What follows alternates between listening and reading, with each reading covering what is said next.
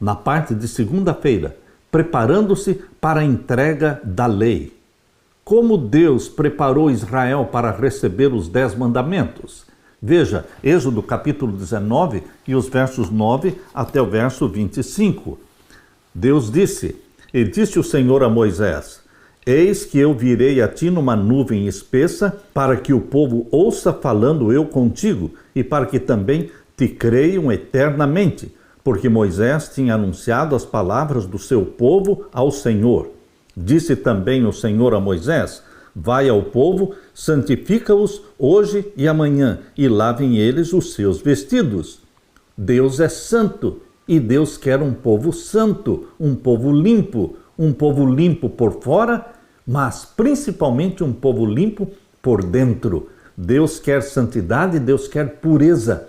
Ele nos dá da santidade dele, mas você tem que desejar, você tem que querer, pedir, e Deus dará para você a santidade dele, a pureza do nosso Senhor Jesus Cristo. E aqui diz o verso 11, e estejam prontos para o terceiro dia, porquanto no terceiro dia o Senhor descerá diante dos olhos de todo o povo sobre um monte de Sinai. E marcarás limites ao povo em redor, dizendo, guardai-vos que não subais ao monte, nem toqueis o seu termo, todo aquele que tocar o monte certamente morrerá. Nenhuma mão tocará nele, porque certamente será apedrejado ou aceteado, quer seja animal, quer seja homem, não viverá, soando a buzina longamente, então subirão ao monte. Então Moisés desceu do monte ao povo e santificou o povo, e lavaram seus vestidos. E disse ao povo, estai prontos ao terceiro dia, e não chegueis à mulher. E aconteceu ao terceiro dia, ao amanhecer, que houve trovões e relâmpagos sobre o monte, e uma espessa nuvem, e um sonido de buzina muito forte, de maneira que estremeceu todo o povo que estava no arraial. Verso 18. E todo o monte de Sinai fumegava, porque o Senhor descera sobre ele em fogo, e o seu fumo subiu como fumo de um forno, e todo o monte tremia grandemente. E o sonido da buzina ia crescendo em grande maneira. Moisés falava e Deus lhe respondia em voz alta. O povo todo ouviu Deus falando com Moisés. E descendo o Senhor sobre o monte de Sinai, sobre o cume do monte, chamou o Senhor a Moisés ao cume do monte, e Moisés subiu. E disse o Senhor a Moisés, desce e protesta ao povo que não trespasse o termo. Deus deu instruções sobre o que fazer a fim de se preparar para a entrega da lei no Sinai. A pureza externa, ou seja, Deus pediu que se lavassem os seus vestidos. Isso devia refletir a dedicação total a Deus. Israel precisava estar pronto para a manifestação da glória do Senhor. Esse evento foi acompanhado por trovões, por relâmpagos, uma espessa nuvem cobriu o monte e ouviu-se um forte som de trombeta, de maneira que o povo tremeu de medo. Êxodo 19, 16. Os 10 mandamentos ocupam o centro da revelação divina e da ética bíblica. Presta atenção, os 10 mandamentos ocupam o centro da revelação divina e da ética bíblica. Por isso Satanás odeia tanto os 10 mandamentos. Por isso as igrejas, muitas delas estão ensinando os membros a não guardarem os 10 mandamentos. Estão seguindo as sugestões de Satanás. Os 10 mandamentos formam a substância e o fundamento dos padrões divinos para toda a humanidade. Seus princípios são eternos e universais. De acordo com o relato bíblico, o Decálogo, os 10 mandamentos, foram proclamados por Deus, escritos por Deus, e foi dado 2 vezes a Moisés como uma dádiva especial. Por que 2 vezes? As primeiras pedras que Deus escreveu, os 10 mandamentos, Moisés quebrou quando viu o povo dançando e adorando o bezerro de ouro. Mas Deus disse, prepare outras 2 tábuas, e eu escreverei novamente os 10 mandamentos. Por isso, ele doou 2 vezes a Moisés a santa lei.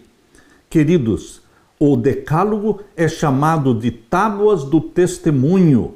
Elas foram escritas nas tábuas da aliança, pelo próprio dedo de Deus.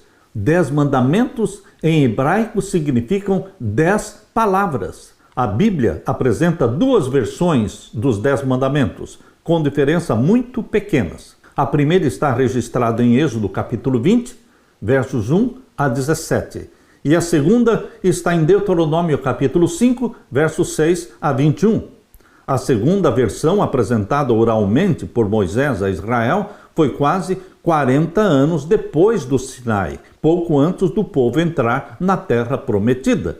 Essas circunstâncias explicam as pequenas diferenças entre as 2 versões. Quando Paulo resumiu a lei de Deus como amor, porque Paulo resumiu os 10 mandamentos em uma só palavra, amor, ele citou o Decálogo em Romanos capítulo 13. Abra sua Bíblia. Em Romanos capítulo 13, vamos ler os versos 8 a 10. Aqui diz: a ninguém devais coisa alguma a não ser o amor, com que vos ameis uns aos outros, porque quem ama aos outros cumpriu a lei. Ou seja, quem ama está cumprindo a lei. Amar quem? Obviamente, amar a Deus e amar ao próximo. Com efeito, não adulterarás, não matarás, não furtarás, não dirás falso testemunho, não cobiçarás.